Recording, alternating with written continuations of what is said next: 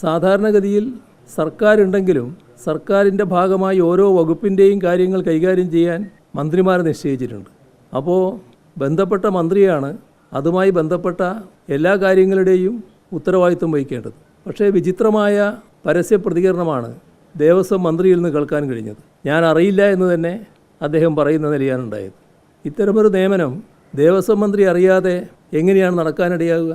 അതോടൊപ്പം ചോദിച്ച ചോദ്യം വളരെ പ്രസക്തമാണ്. ഒരു പ്രതി സാധാരണ പ്രതിയല്ല. ഇതിനകത്ത് ഏറ്റവും വലിയ കുറ്റാരോപിതനായിട്ടുള്ള ആളുകൾക്ക് വേണ്ടി, സ്ഥാപനത്തിനു വേണ്ടി ഹാജരായ അഡ്വക്കേറ്റിനെ തന്നെ ഇവിടെ ദേവസ്വത്തിന് വേണ്ടി നിയമിക്കുന്നു എന്ന് പറയുമ്പോൾ അത് ഒരു തരത്തിലുള്ള കള്ളന് ചൂട്ടുപിടിക്കലായിപ്പോയി. ചെയ്യാൻ പാടില്ലാത്ത കാര്യമായിരുന്നു അത്. അടിയന്തരമായി ദുരഭിമാനം വെടിഞ്ഞ് അത് തിരുത്തണം, മാറ്റി നിശ്ചയിക്കണം. നമ്മുടെ നാട്ടിൽ അഡ്വക്കേറ്റുമാർക്കൊന്നും ക്ഷാമമില്ലാത്തതാണ്. ഇദ്ദേഹം ആ പ്രതിയായിട്ടുള്ള ആളും സ്ഥാപനവും കേമനാണ് എന്ന് കണ്ടതുകൊണ്ട് തന്നെയായിരിക്കും നിശ്ചയിച്ചിട്ടുണ്ടാകുക. ആ കേമത്വം ദേവസ്വത്തിന് വേണ്ടി ഉപയോഗിക്കുന്നത് ശരിയായ രീതിയല്ല. അത് പല വിധത്തിലുള്ള പ്രശ്നങ്ങൾക്കാണ് ഇടയാക്കുക. അതുകൊണ്ട് അടിയന്തരമായി അത് തിരുത്തുന്നതിനുള്ള നടപടികൾ ഗവൺമെൻറ് സ്വീകരിക്കേണ്ടതാണ്.